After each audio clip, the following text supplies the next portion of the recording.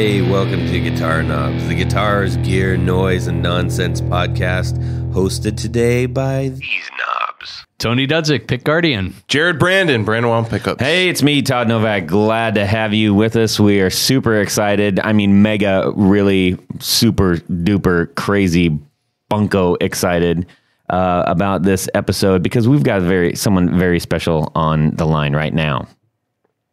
Well, I thought you guys were having me today.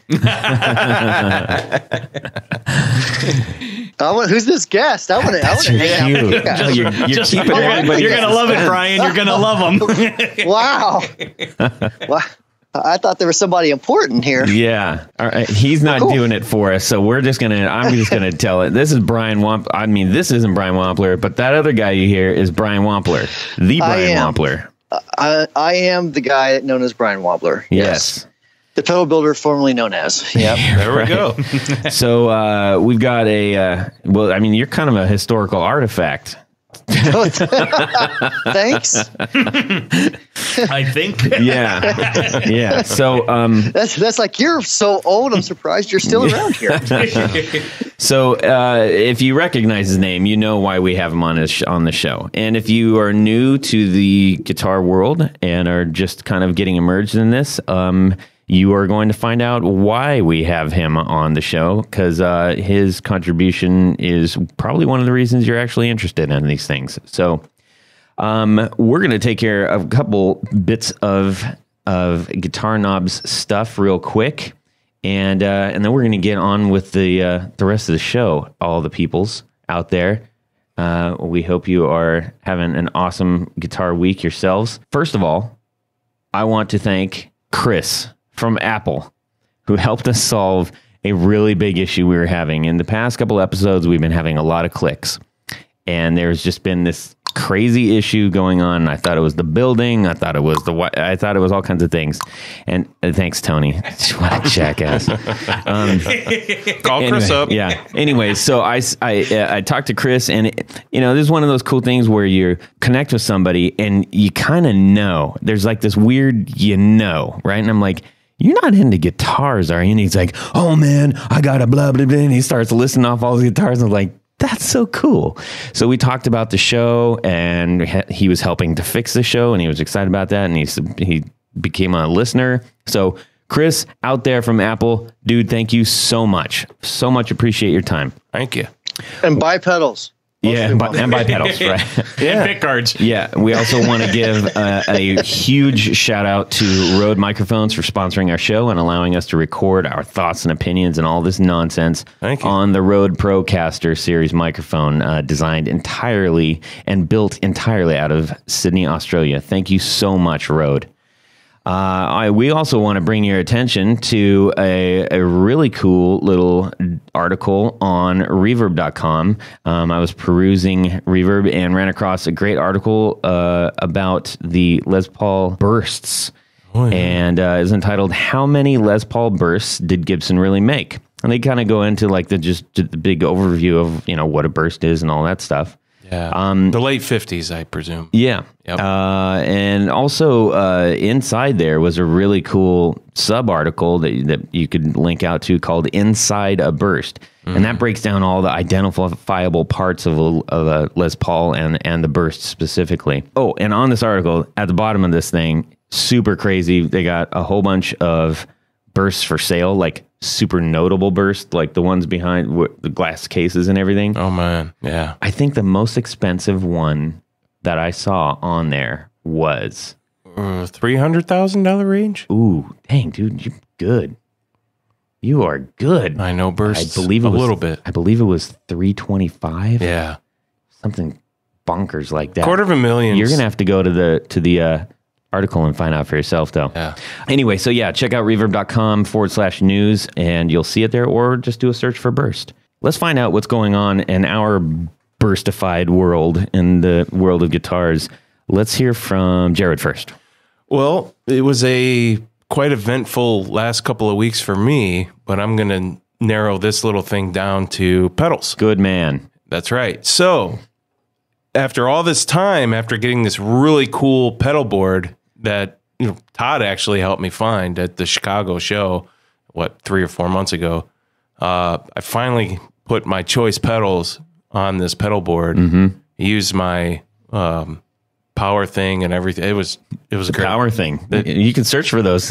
What is it? It's not a one that's spot trademark. on the internet. It's True Tone or True. What is it? Yep. True Tone. See, One Yeah, spot remember? pro. Yeah. Yep. And anyway, I got that thing going and actually made more room in my playing area and everything. And I can't wait to get back to those pedals and start playing and jamming. And Good. And hey, come over sometime and tell me if I have them in the right order too. I will do that. And that's actually a good point. And we would encourage people who aren't as familiar with what's going on in the with your pedal order and stuff. Right. That's important. It's really important. I actually helped out my nephew with that over the Christmas vacation. He was actually going to get rid of a couple pedals because they didn't sound good. And the first thing I asked him was, well, what order do you have them in? And we switched it up, and he was like stupefied how much it changed. It means everything. Yeah. If there was only somebody on the line that could tell us so much more about that. But we won't bog him down with that right now. Tony, what's going on? Well, gosh, there's been a whole lot that has been going on, but Pick one. I'm picking one. Jeez, he's always on me, All right, so this week, there's been a bunch going on, but the thing that comes immediately to mind, because I just solved it, is Naomi and Kina from Guild Guitars. They're in marketing and artist relations there, are getting me hooked up with one of the new Jetstars. Really? That they're releasing. Oh, how cool. And I've seen the prototype over the last couple of NAMM shows. They haven't officially done it till this year. And they're starting to filter them out to their various distributors and what have you. But they were extremely helpful, hooked me up with a great deal on one. What color did you get? Seafoam green. Whoa. Yes. All right. I guess. And what really intrigued me about the model is over the years, I've had a couple of the ones from the 60s, which were, how shall we say, questionable at times. Yeah. They weren't the best made guitars. I've been really impressed with what Cordoba has done with the Guild brand. Yeah. Especially over the last couple of years since they bought it. And they're releasing some really cool models. This is definitely one of them. It's got a 6-in-line headstock, kind of like a Firebird. Nice. Really, really kind of cool. So big thanks to the folks out at Guild, and I'll probably see it in March, as it turns out. Yeah, but that's I can't wait till you bring it in, even if it is Seafoam. Brian, what's going on in your guitar world? Well, my guitar world consists mostly of breadboarding things. So this week I've spent a ton of time breadboarding a couple of different circuits that I'm working on. I wish I could say more, but I can't say that much more. Let's see. I just got done doing a video for a bunch of Synergy units. So I don't know if you guys have seen the module stuff. Randall licensed it a couple years ago, and these guys own it. So it's I don't know, like there's some Friedman stuff and there's some Morgan things. Diesel has some units. Sedano has a unit. So it's kind of like you can take these, what I like to use it for, I'll take these units, use them with like a Fender Hot Rod Deluxe or something. So you can totally change that amp into something completely and radically different. So cool. That's what I've been doing. Excellent. So lots of pedals, even with your pedals, and you probably have pedals for breakfast, right? There's a lot of pedals laying around, yes. Yeah. But actually bits of pedals, because, I mean, if anyone knows me, I'm a tinkerer. So I have, like, I'm sitting looking at like 3 or 4 wall pedals that I'm taking apart just to try to figure out some stuff to do for the upcoming book I'm rewriting, I guess. Ooh. So... Okay. Yeah. We'll get into all that good stuff here in just a couple minutes. And you can divulge loads of information. As for me, what's going on, man? Oh, thanks, Jared. That was very polite of you to ask me that. Yeah, what's going on? Tony doesn't give a crap. Yeah. Who is this guy? Yeah. So this week I introduced the Nerd Knuckle Benefuzz to my pedal board, and the clouds broke open. The heavy gold began to rain down upon me. Whoa. It was awesome. It was absolutely awesome. Wowzy, woo woo. Man, that sounded good. And so my whole band was just like, what is that? And I said, I know, right? So I was really excited. And you'll probably be hearing this pretty much right after we will have had Nerd Knuckle on. So you will have heard this episode, the Nerd Knuckle episode, I'm sure, by the time you hear this. So Cool. We talk about it a little bit on that. So anyways, that was really exciting. I love trying all kinds of new pedals, and which is one of the reasons that we have Mr. Wampler on the line. So anyways, we're going to get to the next thing, which is, it's my favorite. 1, 2, 1, 2, 3, 4 on the floor. Mine are pretty conventional, actually. They really are. So it's TS9, TS10, TS808, and an OD808. No, I'm totally teasing you. It's actually... you should have seen my face. That's in record time, man. I was like... Yeah, those all sound so good. Wait a minute.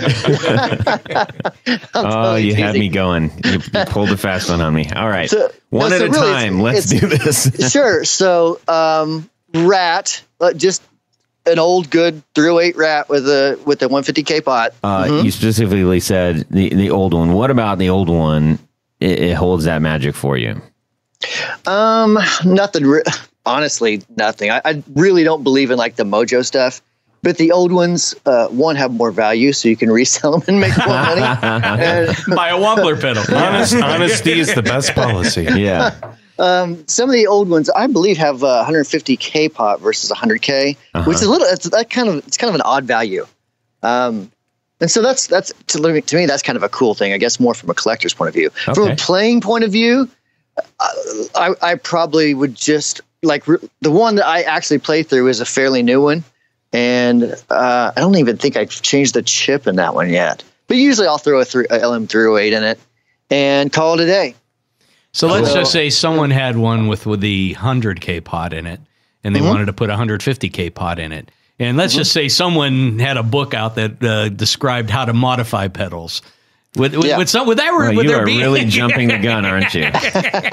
Let's just say there was such a thing. How difficult would that be? Yes. Oh, it's super, super easy. So if you've changed pickups before, then you could probably solder that. Yeah. As long as you're holding the right end of the soldering iron, it's basically... How can you tell which is the right end? You'll give it about 30 seconds to a minute, and you'll figure it out. Yeah. All right. What do you got for number 2, Brian, before these clowns derail me altogether? That would be a tube screamer of some sort. Don't care if it's an 808. Don't care if it's TS5, TS7, TS9, TS10, from a playing perspective. Okay. Obviously, from a collector's perspective, it would be a like new TS808, that Stevie Ray Vaughan, recorded on or something stupid. But yeah, just a good tube screamer circuit. This is going to really sound very odd, especially since we make guitar pedals.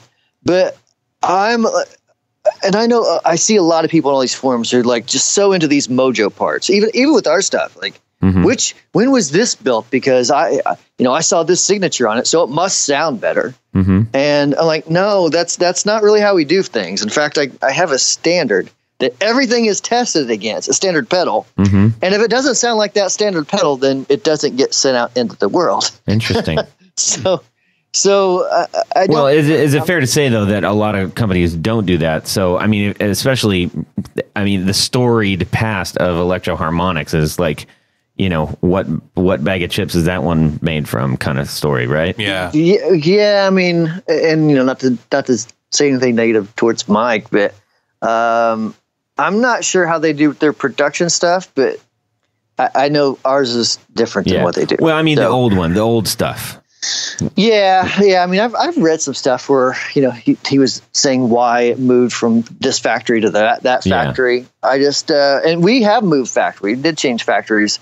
The standard never changed. Yeah. So we may have changed the painter a little bit or the graphics. We did move some of the stuff to some of it's has a mixture of surface mount versus through hole stuff. But even then, in fact. There was something Phil McKnight actually put out a blog because he apparently got upset when I had said something to him. But anyways, long story short, I don't think he likes surface mount. Well, he said in one of his videos that he didn't like how JHS had surface mount in a pedal. Mm-hmm. And I had simply commented and I mentioned on our podcast that you can't look at a surface mount pedal and say it's cheap because I can look at right now, there's capacitors that are, $3-4 a piece. Yeah. And there's also some that are $10 or 10 cents a piece. Right. Even though they look exactly alike, they're the same value, they're just a different type. Right. So that's not really what it's about. When you build a lot of pedals, there's a limited amount of through-hole parts.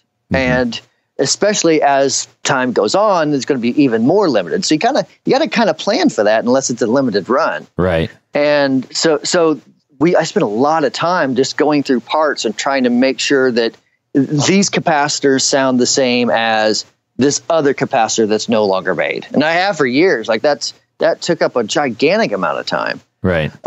So I don't even know where I was heading from there. I don't know, but it's fascinating. I love talking about it. How about you take us to number 3? Okay. That would probably be a Big Muff. And specifically, I have this black Russian Big Muff that's been modded 100 times. Mm-hmm. And so it's like the circuit board's all tore up and the wires are all, halfway hanging there. But it just sounds so good. and I've taken everything out and made another Big Muff with the same values. And it still just didn't sound the same. Not bad, just not the same. Huh. And so I just keep hanging on to it because is this the one in the book? This is it probably is the one in the book. Yeah, probably is. Let's just say it is. So that I think the trick is you have to pour vodka over it. Yeah. All right, number 4. Okay, so number 4 it would just be a Dynacomp. I like compression. Yeah. I used to like a lot of compression back when I was trying to imitate Brent Paisley. that would be Brent Mason. Brent Mason Paisley. Yeah, both Brad Mason and Brent Paisley. They're two of the best pickers around in Nashville. But I do like a little compression, just especially on clean stuff, just to kind of give everything kind of an overall boost. So I don't really use it on. Well, I don't really play much country stuff anymore, but so there you go. Cool. Rat, Tube Screamer, Big Muff, Dynacomp. Boom. Nice. That is a solid lineup, my man. Okay, so the reason we have Brian here today is for those of you, I'm just going to assume that everybody doesn't know. That's how I'm going to approach this, because so many of our listeners, they're all over the place as far as experience level and the age and all that stuff. So we have people that have been playing for years and years and years that don't know lots of stuff. So let's just all assume that we don't know anything, and Brian's here to help us out. Oh, help us! Yeah. So in my grubby little hands, in one hand, I have this storied book, How to Modify Guitar Pedals by Brian Wampler. It's actually harder to get on the internet than I thought. You got to like viruses. Yeah. In my other hand is a Sovereign Distortion. And so we've got how to do things and what happens when you do something in one in each hand. So we're looking at those today. I kind of stumbled on this. I didn't even know this was out there. And perfect example. I mean, I've been playing 20 years. I'm not the most knowledgeable cat about guitar stuff, which is one of the reasons that I started the podcast. I'm like, I want to learn more, and I want to learn it from the people that I am liking their stuff. So I started working on my own pedals, and someone said, "Hey, do you have the book, How to Modify Guitar Pedals?" I'm like, no. It will make your life easier. I'm like, I need to get this book.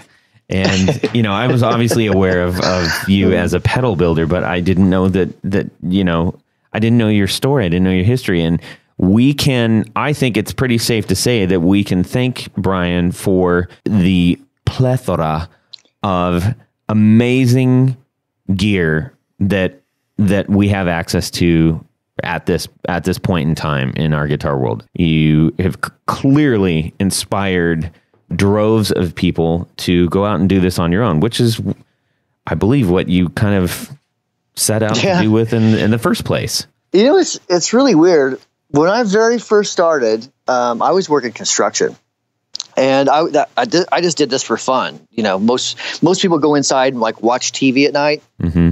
I would go tear apart pedals and see what happens when you replace C1 with a different capacitor. I know it's a little dorky, but that's what I did. Oh, I did this to the Sovereign pedal, by the way. It didn't work. Yeah. You know, I was also in construction, so I'm sure you weren't chipper and bright-eyed when you were doing this either. No. Well, I mean, yeah. So, one, I hated my job, and I worked for myself as kind of like a subcontractor. Yeah. But it just, it's not a whole lot of fun. Like, I don't know. To me, putting in cabinets one day, maybe painting a house the next, roofing the next. It's better than a factory job for me, with my personality. I cannot do the same thing every day. It just, I don't work that way. Yeah. But yeah, I would come home and stay up most of the night. In fact, I don't think I slept for about 3 years at one point. Yeah. I started out, I'm getting off track here. I started out because, people were asking me questions. So I would modify some pedals on like Harmony Central or one of those forums, just mostly for fun. In fact, Brad Fee, who I used to own Mojo Hand, way back then, I would, he'd send me some pedals and we'd trade pedals and I might modify something for him every now and then. I remember he was one of the guys from way back then. But anyways, so I started out modifying stuff and people would ask me what I did. So I would just like email them the changes, and then they would ask me more and more questions. And finally, I was like, I'm spending like several hours a night answering questions. I need to at least like put this in a PDF or something, make a couple bucks off of my time. Right. And so I did that. And then people asked me to put it into a hard, like a regular physical copy of book. And so I just did the print on demand thing through, I think, CreateSpace or Hulu, not Hulu. I forget the companies back then that did it, but basically, you upload your PDF and you could make a book. And so I started doing that. And I thought that was actually going to be my business for several years. And slowly but surely, customers and then retailers were asking if I had thought about making, like a line of pedals in my own distortion or my own whatever. Right. And so I started doing that, and the demand for that just kind of organically beat the DIY stuff. And there was a point where they were kind of neck and neck, and I thought, I've got to quit one of these. I can't do both. Right. I can't knock it out of the park and do both to the best of my ability. So I thought, pedal sounds fun. Yeah. so it really kind of was just, an off the cuff thing. I'll just go with pedals. And so far it's worked out, but I still love, the DIY side of it. So it's really weird that I would still write books and teach people how to create a guitar pedal business. You don't usually find that very often in industries, and people write a book on how to compete with them. Well, you know what's interesting, and I think so. I'm in the creative field, specifically, I guess you could say the tech creative field by trade. I'm working in the digital advertising and arena in creative, and there are two mentalities that I have found, and I bet you can corroborate this based on what you just told me. But there are those who basically wrap their arms tightly around their knowledge to protect it, to protect, whatever cachet or control that they have. There are others that basically open their arms wide open and share their knowledge and share the things that have taken them to where they are. And invariably, those people attract more and gain more in the long run. Like, I don't know anybody that is an open arms person that doesn't have greater respect as a result, that hasn't furthered their career as a result, that hasn't gained more opportunities as a result. They go hand in hand. And it's a hard thing for people to come to terms with, because when you have something and you're like, well, this is how I got here, I better protect this. It's important to be able to say, no. If you are in any kind of a community, any kind of a closed community, whether it's guitar or creative or whatever you're doing, that is the way things grow. And we've talked about this before, where a rising tide raises all boats, right? Mm-hmm. And so as a result, you have helped to create an industry that has surely lifted your place in the industry. Yeah, I mean, Gary Vaynerchuk says it best. He says legacy is better than currency. Oh man, and I'm a fan of that dude. It's completely true. I mean, to me, the thing that I want to do more than anything else is not sell more guitar pedals or sell more than company ABC. Like that's not what I want to do. What I do want to do is affect more people than others. Yeah. You know what I mean? In a positive way. And I know that sounds like, oh, great, Brian's going to be a motivational speaker. That's not what I mean. But I think sometimes when you just have conversations with people all the time, one-on-one, you affect so many. And so, we do a YouTube channel, and of course we have a podcast and all the different social stuff that we do. It's really just about mass scaling one-on-one relationships. Yeah. That's really all it is. Yeah. And I'm sure people will say it's a tactic or whatever. I mean, I don't think people are saying that about you, because you started doing that way back. And it matters. It matters. It matters greatly. And, I would say chances are, hadn't you done that, and had you just said, I'm just going to try to build my own personal empire, you'd probably there's a good chance you'd be sort of lost among the many there without truly being standing out over this long of time, because especially this industry favors the new, favors the fresh. What's next? What's new? I mean, that's why we have NAMM every year, right? Right. So if you are at all being curious and you're listening to this still, which I hope you are, this book, it's really interesting. When I started doing my own pedal, just kind of dibble-dabbling, I went to the internet because I was like, I don't know anything about anything, but I really want to try this. And I actually found a guy called Big Clive. He's this Scottish guy who's huge. He's bigger than Jared, I think. I bet he's bigger than Jared. He's got a huge red beard, and he's redheaded. And he goes through this very simple process. And I want this guy to read me books like to go to sleep too. It's amazing. If you haven't, look up Big Clive on YouTube, and you'll love it. He tears everything apart, and it's just great to listen to. At any rate, really? Oh, he's great. Check that out. But your book reminded me of when I first kind of had to figure this out. Like, what is a resistor? And he goes through all those things. And I think your first 46 pages in this book can show anybody who has never at all considered even thinking about these things, at the end of that, has a very good understanding of what all these elements do and what you need to actually go and tweak something, which is followed by, a couple hundred pages of here's how you tweak something. It's fantastic. Right. Well, that came about because when I was very, very first starting, like this might be 2001 or so. So I was trying to figure out why does this capacitor even change anything? Like, what does a capacitor even do? And so I would ask on the DIY forums at that time, like, how would you change the gain in something? And not everyone, but there were several that at that time that kind of, they didn't like to dumb things down for people. Like they would explain it very technically. You'd be like, okay, so, but basically, like which one controls like bass content? And so they'd give you, like all the math. Like, no, I got it. You're an engineer.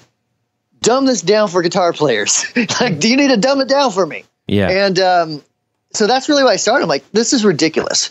So I read some a bunch of books to this day, but just studied really. Did a lot of breadboarding, which is, it's a quick way to build circuits without soldering. Mm-hmm. So you put it on this device and you just kind of connect things real quick.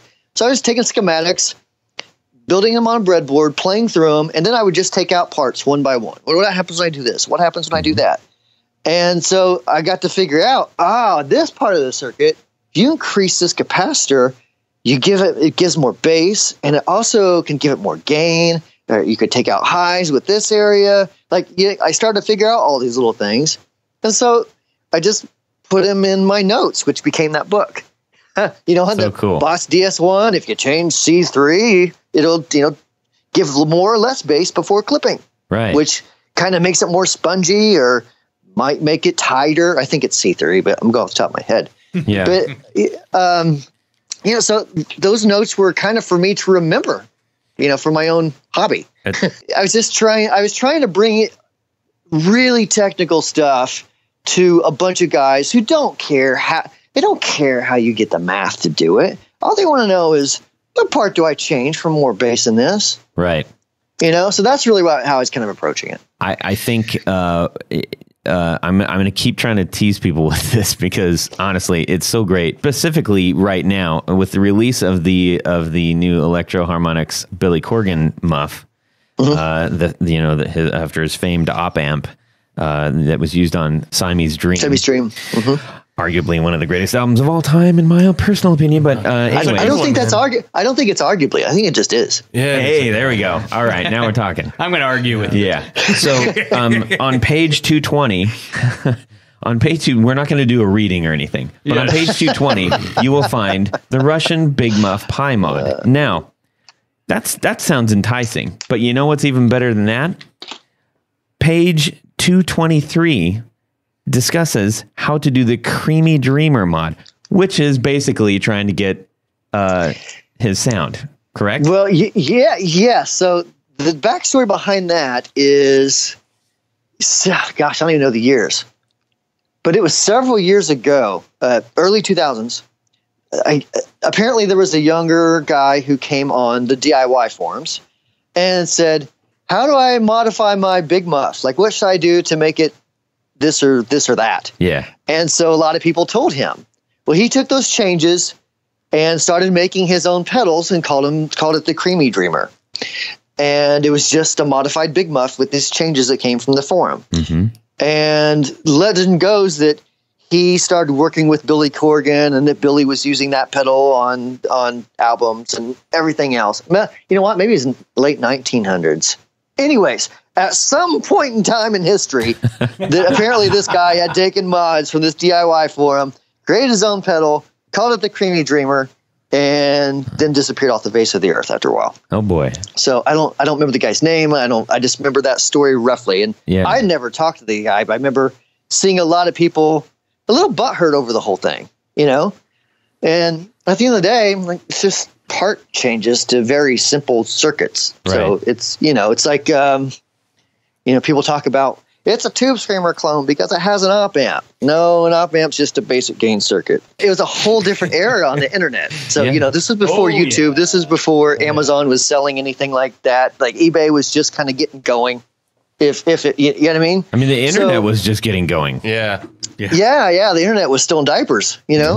So, like Jared, this guy could have totally been lying. I don't know, but that's just the legend around the Creamy Dreamer mod is that it was the Billy Corgan sound. Well, the big point there is that instead of learning how, I know that you probably are touching these things in a certain element in here, but in this book, but you're able to not get lost down a rabbit hole of technicality. Like I was able to open the book, look at one page and go, that's how I add more mid to my, to the disappearing mid problem of a muff. Yes. And I was able to digest that so simply. And that's that still is not an easy thing, like to find out information, because we have information overload. There's so much of it. Combing through it is exhausting, and a lot of bad information. A lot of bad information. Yeah. So Biased so anyway, so you're working. You said you're working on a new book. Yeah. So that How to Modify Effects book, it was off the market for a long time. Mm-hmm. Once the pedal, and it was really because once the pedal business was taking off, I couldn't juggle both. I I only had so many hours, and I'd already limited my sleep as much as I could. Mm-hmm. And so I'm like, I got to shut this down. So I quit getting emails all the time. And I started noticing, what's the price? I started noticing people were selling it on Amazon and eBay for like $2,500 or something stupid. And people were buying it. And I'm like, no, don't ever spend that much on that book. Oh my gosh. I'm like, Google for it. You'll find the PDF. And so what I ended up doing, I just, it was literally just like a button I pressed on Amazon, and it went live back on Amazon, and it dropped that price way back down to normal. Yeah. So the book, the old How to Modify book is still on Amazon right now. In the middle of rewriting it completely, brand new mods, brand new pedals, because some of those pedals you don't even see anymore in that book. Right. They're not readily available, and they're just not popular anymore. Mm-hmm. So it's going to be completely updated totally. So there was a couple books. There was also the How to Build Effects, which is like a very beginner's guide to how to get started building. Mm-hmm. And then there was a little more advanced where I would kind of start, again, not too over the top where we start going into, engineering school, right? Like it wasn't about that. It was really about teaching guitar players a little bit more about stuff. Mm-hmm. So it was a little more advanced version of dirt pedals and that sort of thing. So, in I say my spare time, it's kind of a hobby. So, I'm not getting rich from it at all, but it's more just to put something out to the world. Yeah. You're making the rest of us richer with knowledge. Well, I mean, it's giving people a way to get better tone, and if maybe they don't want to buy a $200 pedal, and that's totally cool. I have no problem with helping someone take their Joyo or whatever and make it sound a little better. Yeah, I mean, and without even dropping price issues in there, it's like for me, I wasn't trying to start a business on making guitar pedals. I just wanted to do it. I think we are those of us who are into guitar stuff, the more that we can get our hands on, the more that we can learn about it. It feeds that beast. We want to be connected to the things that bring us joy. And simply me having all kinds of pedals and going like, I have a personality of, if I hear something like first time I heard Miles Davis, I'm like, well, now I got to know what it's like to play a trumpet. I wasn't a good trumpet player, but I had to know what that was like. And I think a lot of us fall into that where we want to get in and amongst the gear. So a really cool way of doing that, especially now, seeing there's almost like a punk mentality to it. So many times if you hear some of the old punkers, the old punk rock stars talk about like how they got started and everything, and they all point to a couple bands. Well, we saw the Clash or we saw the Sex Pistols, and we said, well, if they can do it, surely I can do it. Sure. And to a certain degree, that's what we have in front of us right now. It's really awesome. The mantra of DIY. Yeah. Yeah. Yeah. Do it yourself. Yeah. For those who don't know what DIY is. Yes. For the youngsters that don't know what DIY is. So Brian, dude, I'm young. aside from being a gentleman and a scholar writing books, you're also building a heck of a lot of guitar pedals. Yes, quite a bit. Do you know offhand how many pedals you've put into production? Overall? Past years? I don't. I really don't keep track of things like that. I mean, if I sat down and started digging through old spreadsheets, I could figure it out. But I'm really not the type that looks at it and says, okay, well, we did 52,345 last year. This year we need to increase by 15%. That's not me. Yeah. Well, I guess I meant models. Not total volume. So, more than 52,000 in the last year.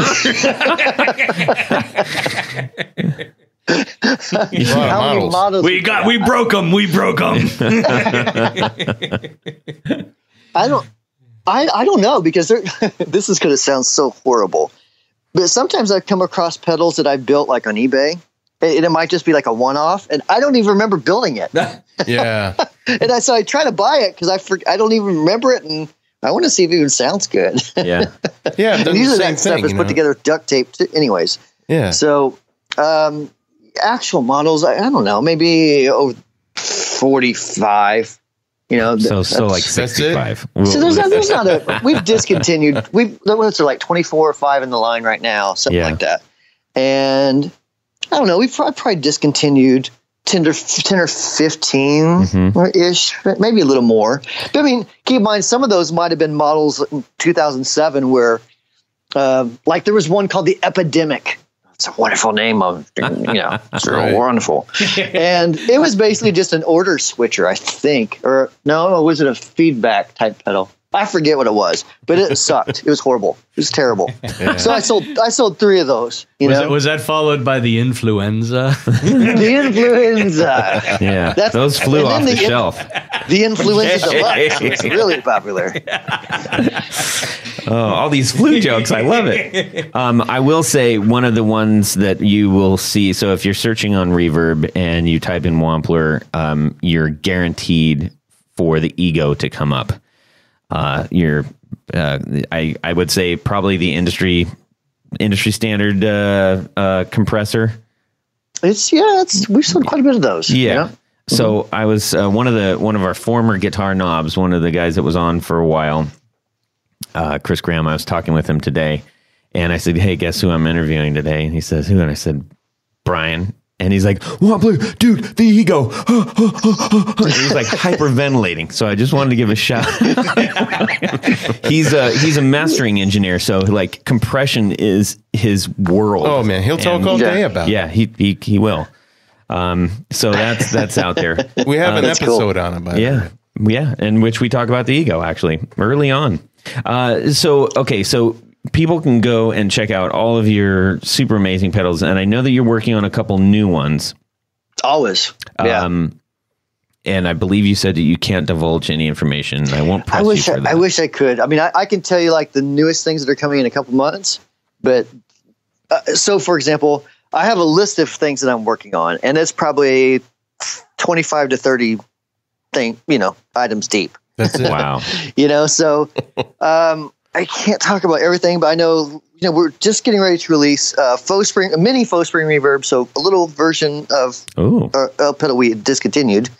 Reflection, which has a spring and a plate style setting reverb. Cool. And then the Equator, which is a combination semi-parametric and graphic EQ. So I like those. I'm really into those right now. I think a lot of people don't understand how important and how useful an EQ is. Yes. You know what I mean?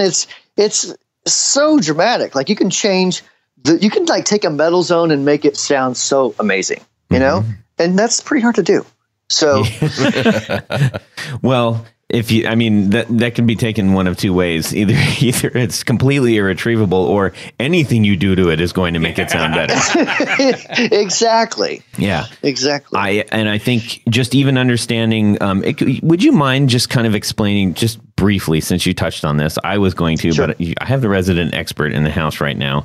The difference between a band EQ and a parametric EQ. Yeah, let me do it in simple terms. It's way easier. Please. So basically, like a graphic style EQ that's where you have like the little slider, and it may like when you slide it up 100 hertz, like the bass frequency, it's actually changing from.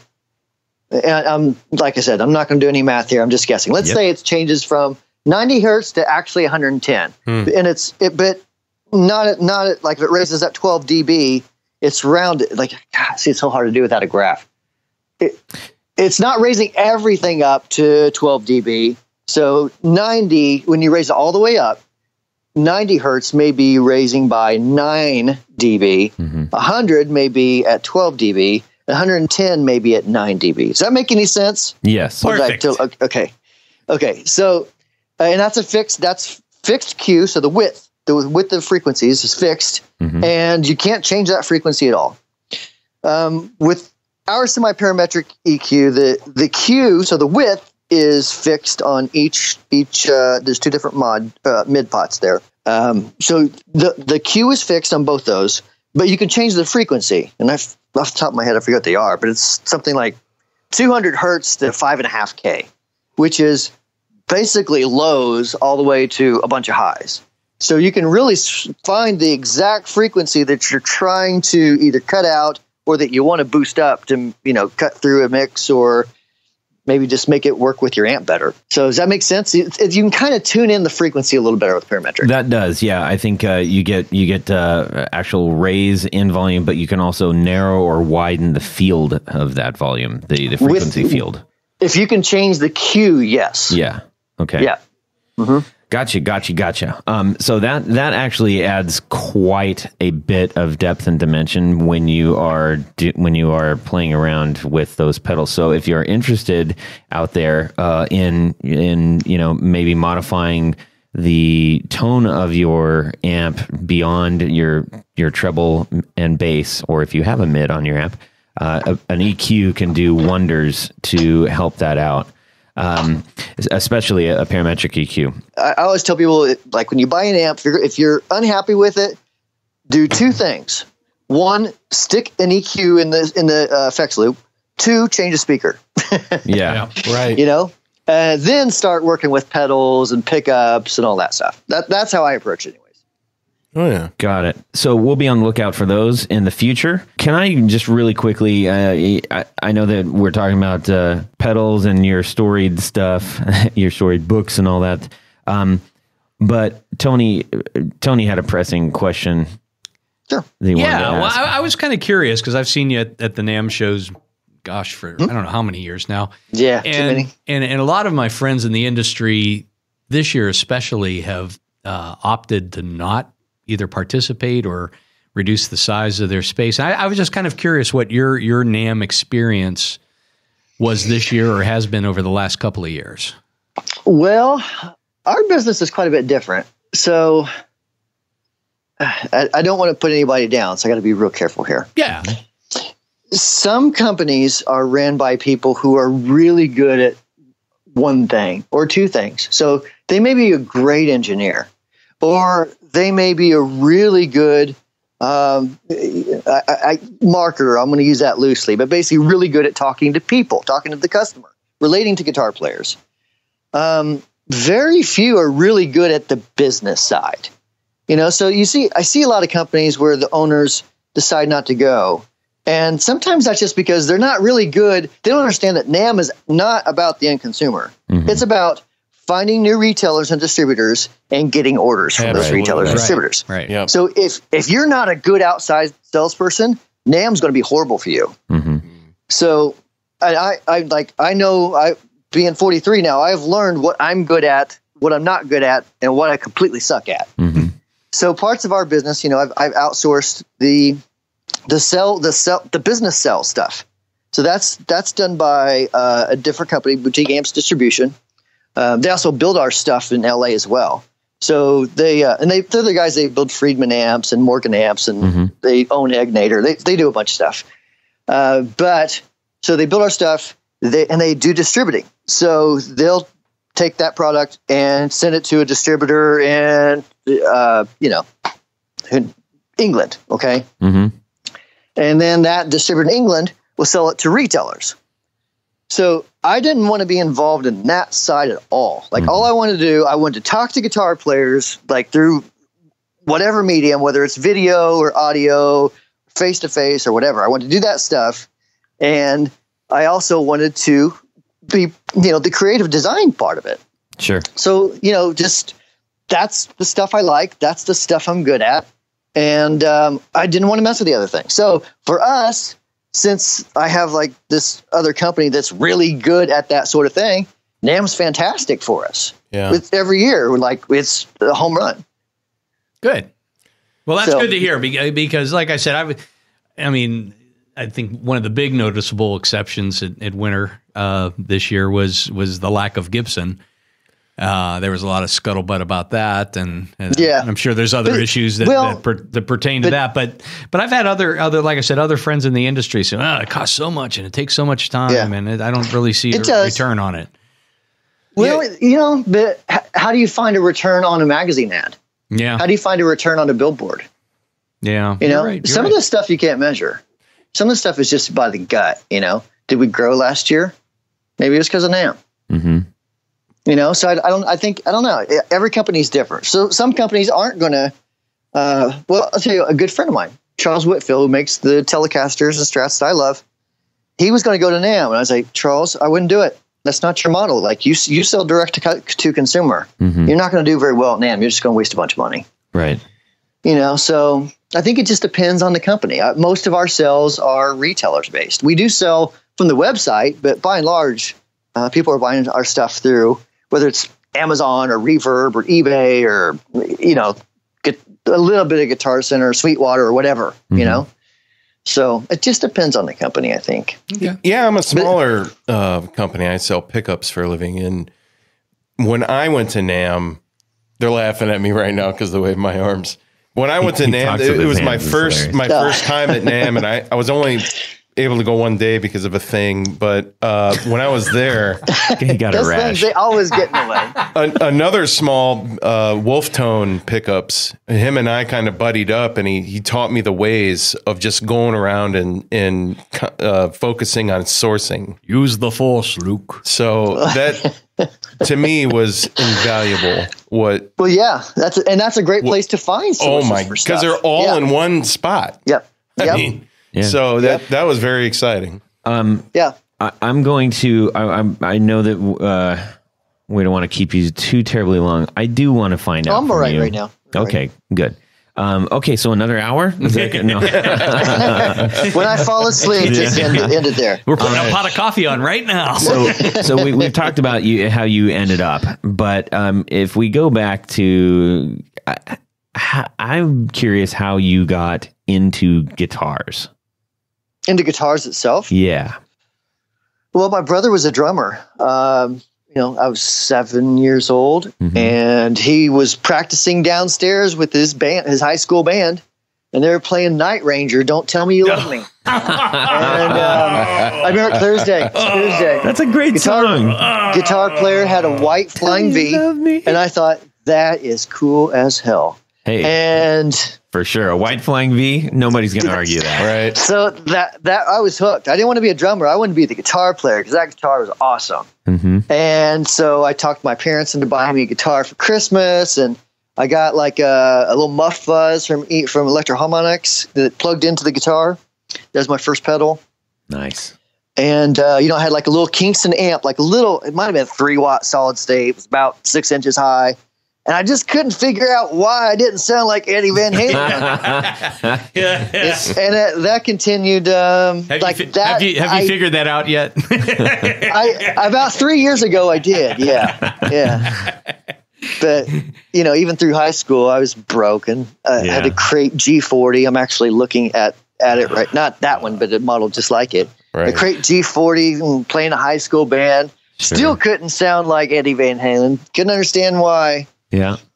But, I was buying pedals back then and just, trading guitar. Like there was not information like there is now. So I didn't know. I didn't know what Eddie used. And I mean, he tinkered with this stuff anyway. So Yeah. I mean, depending which tech you talk to. Yeah, sure. So now that you have access and you have all the greats, the great builders, in your Rolodex, what do you like playing these days? Man, that's a really good question. I don't think I've ever been asked that before. Sweet. This is you're going to think I'm an old fogey. But honestly, my favorite stuff is really like classic rock, 80s rock. I suck at 80s rock. Totally. I've tried to shred my entire life. I've practiced scales until my fingers bled. I suck at that. I'm decent at chicken picking type stuff. For some reason, that comes a little easier to me. And so I went through a long phase where I would do a lot of chicken picking type stuff. But as anyone in America knows, country music has totally changed away from that. Yeah. It's basically a lot of pop. So, you know, I like the chicken picking stuff. It's real like Brad. I like Brad Paisley a lot because he throws, like, his solos aren't just 3 notes and a chord. You know, it takes some figuring out to nail that stuff. So that's kind of the 2 areas that I really kind of gravitate is countryish stuff that requires some focus to figure out, and more classic rock based stuff. And guitar tone wise, just it's really classic rock, like it's Scorpions, for example, or, you know, first 2 Van Halen albums. You know, that stuff was amazing to me growing up. Yeah, I mean, just even like a little bit further, like I remember hearing the second Lynch Mob album, which was totally different than the first Lynch Mob album. And just those tones at that time were so unique to what 80s rock was doing. I was just like, oh my God, what is George doing there? Like, what's he playing? What's like, you know, I got to get that. What kind of unit is that? What, you know, man, he's so super talented too. Yeah. And he really is a nice guy. So, well, I got a question. Like, what is your best and most prized possession guitar that you have right now? What's your go-to and your favorite? Well, it is, it's my first good guitar I ever had. And I don't play very often, but it's a 52 reissue. I think it's Japanese, made in Japan. Let's see. I think it's made in Japan. Early 80s? But when did I buy that? I bought that in the mid 90s. Okay. That's when I bought it brand new. Bought it on a credit card from, what was that store? It became Sam Ash, but I forget the name of the Mars Music. That's what it was. Oh, Mars. Right. You talking about 52 reissue Strat? No, I'm sorry. It's a Telecaster. I'm just checking. There's reissues all over the place. Good. There wasn't a Strat in 52. Well, Japan made some really good guitars. Yeah. You got that and a PV Delta Blues. And that was my first tube amp and my first good guitar, mid 90s. Nice. I like that. And thanks for beating me up, guys. All right, man. Well, hey, I so truly appreciate you sharing your time and kind of giving us the backstory on why we actually give a crap about pedals right now and why it's so exciting and you know, the rise of the boutique pedal. Speaking of the rise of the, well, not really boutique pedal, but Jared's rising in his seat right now because he's got a little something for us. Well, it's time for Would You Rather? Okay, this week's... That's his thing. That's right. Would you rather? Yeah, so your ma comes home from a garage sale and brings an old 1960s... Sonny, I got a 1960s. Firebird. Gibson Firebird. And it is tore apart. It's been sanded down, refinished 100 times. Beats a crap. That's right. It's not worth anything anymore. So you're like, yeah, I'm going to make this mine. Do I want a finish with a racing stripe? Because you have all No. Oh, I see it. You're like the waitress that goes around the table with 6 people and goes, yeah, no, I got it. And then comes back 5 minutes later and goes, wait, did you want... You want the word racing stripe on the finish. No. Pinstripe. We're keeping all this in here. Racing stripe is on Camaros, right? Yeah, racing stripe is like, you know, the big fat stripe. Don't want that. So pinstripes. Well, who doesn't want a racing stripe? That's not the would you rather. But you're crapping on the racing stripe. Yeah, because pinstripes on the thing. Pinstripes on the thing. The guitar, as many will call it. So, would you rather have a finish with pinstriping? Yeah. Or would you rather have the nice, heavy rattle can flake finish? Like a real heavy sparkle flake finish. Honest answer is I really don't care about what a guitar looks like. So But what To would me, you rather have? I mean, if I had to pick one, You have to. I'd have to probably pick say- one. I'd probably say pinstripe because I don't want the paint from the spray can like rubbing off of my clothes. But like literally, I don't care what my guitars look like. I don't care what color they are. And same thing with pedals. If it was up to me, I wouldn't paint any pedals or put any graphics on them. They'd just all be gray. Wow. How do you really feel about that? Yeah. Would you at least put numbers on them so you know what No, to switch? no, see that's the beauty. That way you never know what you're stepping on. It's always a surprise. It's always a surprise. It's like Christmas. It's like Christmas every day. I like it. Yeah, that all I can imagine in my head is a giant unmarked switcher, just a pedal switcher that you have no idea what's going on. What's this do? You'll find out. Yeah, awesome.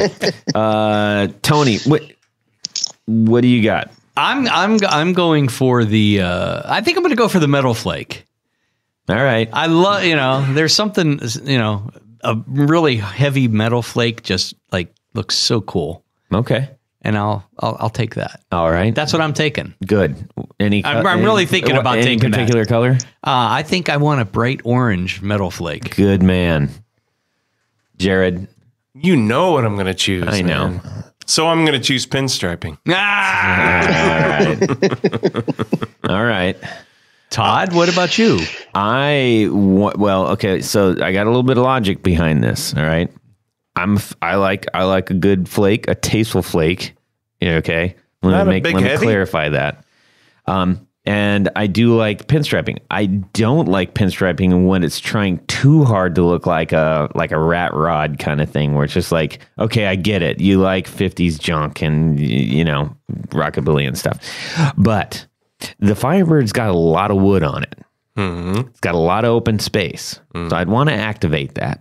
Mm-hmm. So I would go for a rear end pinstriping, towards the tail of the guitar. Not all over the thing, but just something nice to activate that. This little design. Just a little something like a back tramp there. stamp. Exactly. Exactly. Something that's sexy and cool. Yes. Right. And will never go away. Right. Just throw a little whale tail right over Sexy. that. All right. Well, hey, that with that, we're going to wrap this ditty up. We'd like to remind you that at reverb.com, you will find a marketplace just for musicians all over the world. You can buy, sell, make offers, and negotiate with complete protection. Whether you're selling from home or if music gear is your day job, there are millions of listings online already. And it's free to list yours too. So join the musicians marketplace at reverb.com. Yay. Yes. Yay. Thank you to you guys for doing that. And we also want to give a big shout out to... We have to shout out to our executive producers. Yes. And these are people who have gone to patreon.com and have pledged a monthly amount to become part of the Guitar Knobs family. Yeah. Yep. Familia de Podcasto. They Right. get to have their name read on the... And that's exactly what I'm going to do right now, Jim. Do it, man. Let's do it. So I would like to thank, from the bottom of my heart, and many of our hearts in here. Oops, there goes my thing. I'm going to start with our newest executive producers. That would involve Robert Marfleet. Thank you, Robert. And John Anglin, also our other new executive producer. Welcome aboard. And then we're going to go back to the top. Let's start with Mr. Tom Barazin, Mr. Martin Cliff, David Wolfson, Matt Brammer, Carlos Mancha, Pete Marshall, Derek Fitzer, Robin Smith, John Daly, Oliver Gonzalez, Sean S., and Chris Kearney. All my guys. Are those all your guys? What does that even mean? They're But that's my okay. fans. But hey, I just want to... Just hold on. Done? No, I'm not done yet. Okay, keep going. So let's just say if you would like to become an executive producer and have your name read on the thing, as Jared is so fond of saying, Right. go to patreon.com/the Guitar Knobs and find out how. Exactly. And I want to just call out something. This was pretty funny. We got a note from a particular person whose name you just read off. It says, "Hey guys, I laugh every time you read my name as Sean S. on the show since it makes you pause each time. So I almost hate to tell you, But if you want to use it, my last name is Sheldon. Sean Sheldon. Sorry about that. Didn't realize my last name was absent or whatever when I filled out Patreon. Keep up the great work, and thank you for the stickers, etc., etc., etc. You guys have class. Didn't want to skip that part. Sincerely, Sean S. Smiley face. Great guy. So Thanks, Sean Sean. S. Yeah. All right, everybody. This has been a blast. I am so happy that I got to have you on the show, Brian. You were a great guest, and we greatly appreciate not only the time you spent with us today, but your contribution to all of our guitar worlds. Thank you so much. Absolutely. Well, thank you guys. I really appreciate it. You bet. Tony, actually, let's get to Brian. Let's get to Brian first. Where can they find, where can people best find you and your items? The internet. Perfect. Wamplerpedals.com is our website, of course. Our Facebook is Wampler Pedals. Our Instagram is Wampler Pedals. The YouTube channel is, interestingly enough, Wampler Pedals. Wow. And what a coincidence. Yeah, and let's see, Twitter, Wampler Pedals. How about your Snapchat, podcast? Brian Wampler. Podcast, Chasing Tone podcast. So it's not as good as yours. So if you like two dudes that ramble for 30 minutes about, it might be gear related, it might not. You never know what you get. So nice. I think that's it. off the top of my head. Yeah. And watch out for his books coming up. And if you haven't gotten yours already, go try to find a copy of How to Modify Guitar Pedals. It's on Amazon. On Amazon. Yes. Yeah, there you go. Tony. Well, if people would like to find me, they can also go on the internet. And yes, and we actually had somebody who was a listener of the show say, "Wait, what was that guy's name again?" So all of the rigmarole you do every year hasn't helped at all. See how it is. Yeah. No, they can go to pickguardian.com. Yep. In the various social medias. I think I'm mostly listed under Pick Guardian and the number 1 because some SOB took Pick Guardian. Yeah. I'm coming after you. So go get yourself a super sweet pick guard. Custom made. Yeah, Jared. If you need new pedals or Pedals. You doing pedals now? All right. Jared's doing hear that, pedals. Then- He read the book and he's making pedals. Yeah. then go to Good job, Brian, then go to Wampler Pedals. But if you need pickups or pickup repair, that would be BrandonWoundPickups.com on the internet, and Facebook is Brandon Wound Pickups, and my email is Jared Jared at BrandonWoundPickups.com. And who winds these pickups? Jared Brandon. All right. I think we've had enough of this. Subscribe. Yeah. Well, that's it for these knobs. Please visit our Patreon page at patreon.com/The Guitar Knobs. Visit our website at theguitarknobs.com for all of our past episodes, 4 on the Floor blog, and other good stuff. You can connect with us on social too at our Facebook page and share your gear and stories on our Facebook group. Also, be sure to check out our Instagram at Guitar Knobs. Catch you next time.